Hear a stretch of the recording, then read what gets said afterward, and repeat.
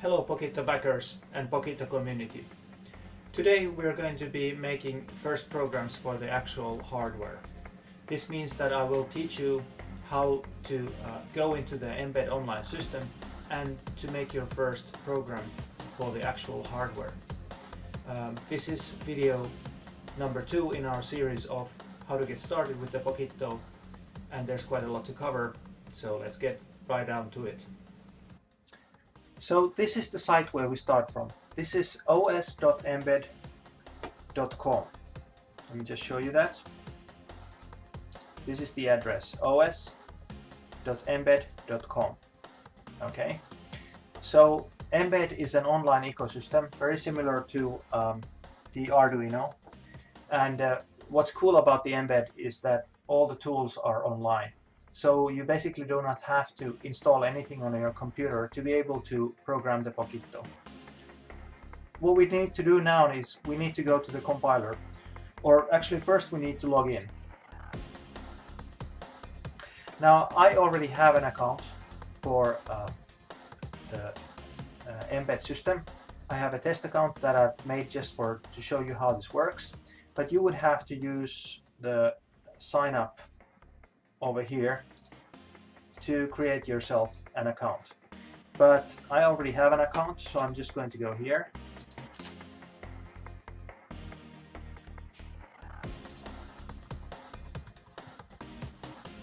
And log in. Okay, I'm logged in, and you can see my logged in status by looking over here in the right hand corner. That's where my login status is shown. Now the first thing that we need to do is before we start programming, we need to select a board for ourselves. You can have lots of different boards, so let's go to this hardware tab over here and boards, and we get a long list of different kinds of boards. These are all mbed compatible boards. So the mbed is actually quite a very large ecosystem, and it has very many interesting kind of development systems that you can work with. There are lots of different manufacturers that are participating in the mbed ecosystem. In our case, what we're looking for is boards made by NXP. So I filter down to NXP boards, and what we're looking for is a board called LPC Espresso 11U68, and this is the board and the processor on which the Pokitto is based. So when we choose this as the target, most of the programs that are on mbed, the example programs, will directly run on the Pokitto. There are some small differences, and I will explain them later on, but this is the board that we need to select. So we select this board,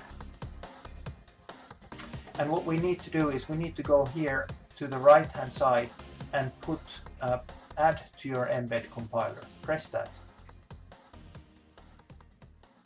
Okay, we have now added the LPC Espresso 11U68 as a target to our account. Now let's go to the compiler.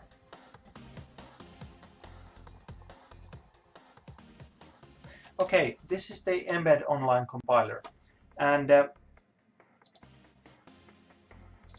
let me just clear that unfinished program so that we have nothing. This is exactly the start situation over here, and now what you should do is you should check that LPC Espresso 11U68 is here, mentioned here on the right hand side of the compiler window.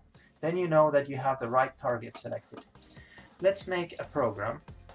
So I press the new button, and I see the platform is LPC Espresso 11U68, and let's not take the blinky program, let's take empty program, and let's call that hello world. Okay.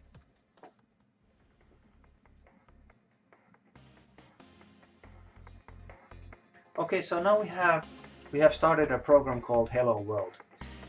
Now right click and let's make a new file, and this will be the main file of the program. So we can call it, for example, we can call it main.cpp, which is the normal way of naming your C++ files. So now we have an empty file called main.cpp, and this is where the actual program will be written. In C++ you can write comments like this. This is my first program. The first thing that we need to do now is we need to import the mbed source library and the Pokitto library into our program folder. So what we do now is we press the import button and we search for mbed source. So we need to search for mbed-src and press the search button. And over here we have mbed/src, the official mbed source library. Now double click this row and it starts importing the mbed source library. Okay, it may take some time sometimes to import the mbed source library. It depends a little bit on the speed of your internet connection and so on, but the mbed source library is now imported, and we can go back to our main file. And the second thing that we need to import is the Pokitto library. So go back to the search window, write Pokitto lib like this, search, and the funny thing is that it won't show up in the first page because it's looking by the number of imports, but what we need to look by is the name, and we see Pokitto lib over here. Now you need to, you can see it over here, Pokitto lib. Okay, now double click this to import it to your program. Okay, the Pokitto library is now imported, and we are ready to start writing the code for the program. So we have mbed source over here, we have mbed source over here, and we have Pokitto library, and we have the main file that we're going to start writing. Okay, so now we are ready to start writing the actual program. The first thing that we need to do is we need to include the Pokitto objects and the Pokitto library, and the way that we do it is we write include Pokitto.h. The next thing that we need to do is we need to create a Pokitto object, and the way that we do it is we call Pokitto core my program. Okay, then we need to create a main loop.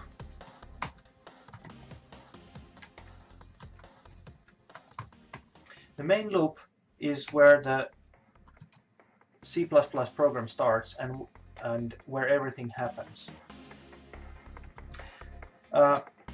This is a comment. So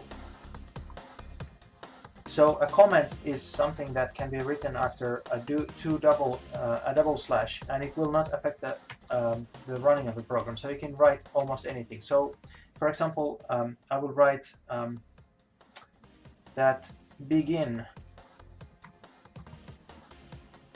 starts the Pokitto hardware and must be called in the beginning of all Pokitto programs.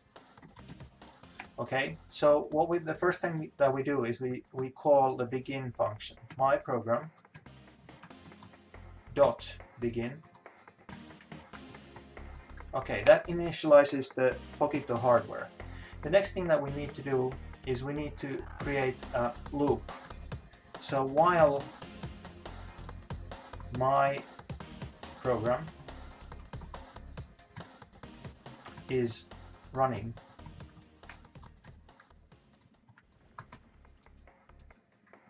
so this runs until program exits. So while my program is running,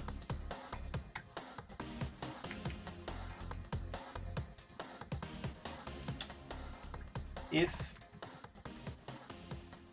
my program update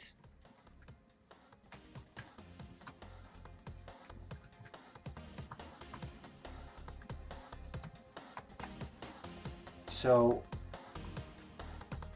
update happens every time the screen is refreshed. So every time update happens, what we want to do is we want to print out a message for ourselves. So my program .display print hello world.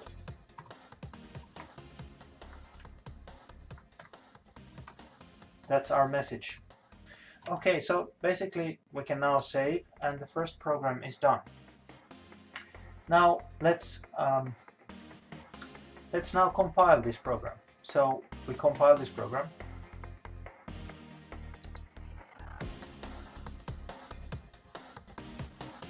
And it's compiling. And we have our Hello World program. And now it's the time to put this binary onto the Pokitto hardware. So before we do that, let's connect the Pokitto. I have a USB that's connected to the computer. I connect the Pokitto and I turn it on, and I press the lower button here, and I press the upper button. I tap the upper button just to reset it. So now let's look on the screen, and what we have here is a new window, CRP disabled. Let me just show you that. So this is how the Pokitto shows up on the computer. It's called CRP disabled. It's a flash drive, and the name is a little bit weird because CRP means code read protection, and we don't want the code to be read protected because we want to write on the device. So CRP disabled means basically just means that there is no write protection on the Pokitto. So we take the firmware and we delete it. Okay, now the Pokitto firmware has been deleted, and we go back to this window, and what we can do is we can simply store this program. And I'm sorry that my Windows is in Finnish, so you just have to believe me that you just have to put save as,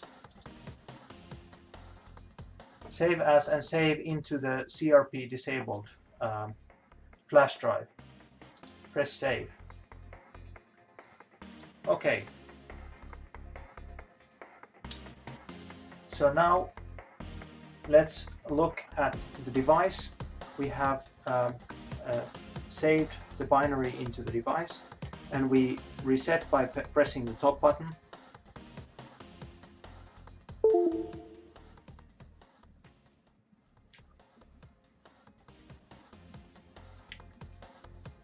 And here's our program running. Hello world. It's quite small, but you can see it. And congratulations, you have just made your first Pokitto program for the hardware. Thank you for watching this video, and I'll be making more videos soon.